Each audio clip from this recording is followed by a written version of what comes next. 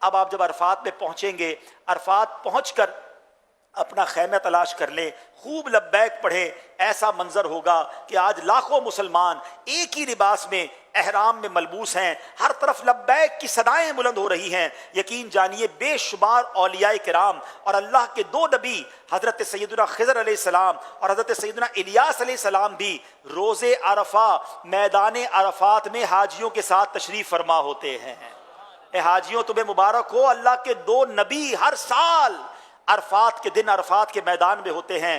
آپ اس دن کی اہمیت کا اندازہ لگا سکتے ہیں۔ سیدنا امام جعفر صادق فرماتے ہیں کچھ گناہ ایسے ہیں جن کا کفارہ وقوف عرفہ ہی ہے، یعنی وہ صرف وقوف عرفات سے ہی مٹتے ہیں۔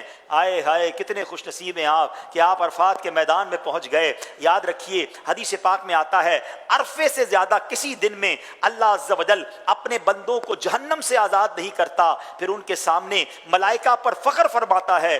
پیارے آقا فرماتے ہیں عرفے سے زیادہ کسی دن شیطان کو زیادہ صغیر و ذلیل، حقیر اور سخت غصے میں بھرا ہوا نہیں دیکھا گیا، اور اس کی وجہ یہ ہے کہ اس دن میں رحمت کا نزول اور اللہ عز و جل کا بندوں کے بڑے بڑے گناہ معاف فرمانا شیطان دیکھتا ہے۔ ایک شخص نے عرفہ کے دن عورتوں کی طرف نظر کی، نبی پاک نے فرمایا آج وہ دن ہے کہ جو شخص کان اور آنکھ اور زبان کو قابو میں رکھے اس کی مغفرت ہو جائے گی۔ اس دن کان قابو میں رکھنا ہے، آنکھیں قابو میں رکھنی ہے، زبان قابو میں رکھنا ہے، نہ لڑائی کرنی ہے، نہ ادھر ادھر دیکھنا ہے، نہ عورتوں کی طرف نظر کرنی ہے، نہ بد نگاہی کرنی ہے۔ مجھے کچھ نہیں کرنا ہے، مجھے آج مغفرت لینی ہے، مجھے آج اپنے رب کو راضی کرنا ہے۔ میں عرفات کے میدان میں آیا ہوں، مجھے محشر کے میدان کی رسوائی سے بچنا ہے۔ آج عرفات کے میدان میں رب کو ایسا راضی کر کے جانا ہے کہ اللہ کے عرش کا سایہ مجھے قیامت کے دن مل جائے۔ اے میرے پیارے اسلامی بھائیوں، اب جب دوپہر کا وقت ہو جائے، جب ظہر کا وقت شروع ہو جائے، سبحان اللہ،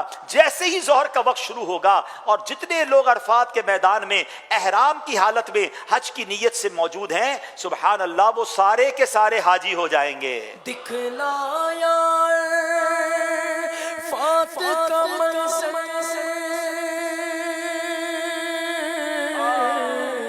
یہ بھی کرم ہے، یہ بھی کرم کر، یہ بھی کرم ہے، یہ بھی کرم کر، بخش ہر حاجی کو خدا، یا بخش ہر حاجی کو خدا، یا بخش ہر حاجی کو خدا، یا بخش ہر حاجی کو خدا، یا اللہ میری جھولی بھر دے، یا اللہ میری جھولی بھر دے، یا اللہ میری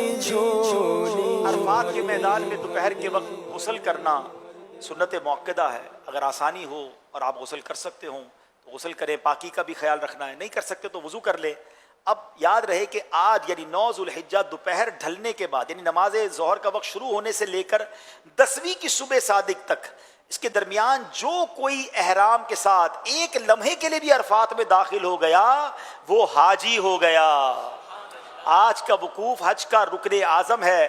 عرفات میں ظہر کے وقت میں ظہر اپنے خیموں میں پڑھیں گے، عصر کے وقت میں عصر اب اپنے خیموں میں ادا کریں گے۔ ہر نماز کے بعد کھڑے ہو کر وقوف کریں، جتنا ہو سکے بغیر سائے کے، بغیر ٹینٹ کے، بغیر چھتری کے کھڑے ہوں۔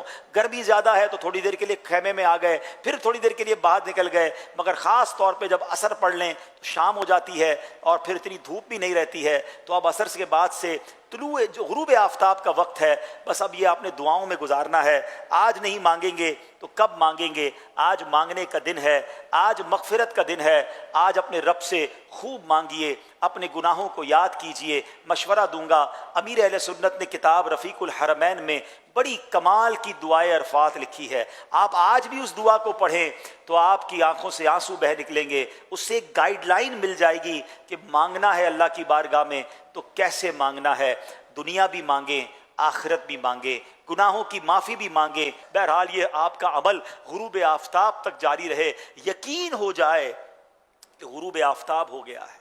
اس پہ بعض اوقات معلم کی طرف سے عصر کے بعد سے اعلان ہونا شروع ہو جاتا ہے کہ بس میں بیٹھیں، اب نکلنا ہے۔ یاد رکھیے جب تک غروب آفتاب نہ ہو جائے آپ نے عرفات نہیں چھوڑنا ہے۔ ماشاءاللہ ہمارے آئی ٹی مجلس نے ایک بڑی پیاری اپلیکیشن بنائی ہے، پریئر ٹائم اپلیکیشن، وہ ضرور اپنے موبائل میں رکھیں، ساری دنیا میں سفر میں کام آئے گی مگر عرفات مزدلفہ میں تو بہت کام آئے گی۔ آپ چیک کریں کہ جہاں آپ موجود ہیں وہاں غروب آفتاب ہو گیا کہ نہیں، 2-4-5 منٹ اور اوپر گزارنے دیں، اور اس کے بعد آپ نے معلم کی بس میں جا کر بیٹھنا ہے۔ اس کے بعد عرفات سے باہر نکلنا ہے، اس سے پہلے نکلیں گے تو دم ہو جائے گا۔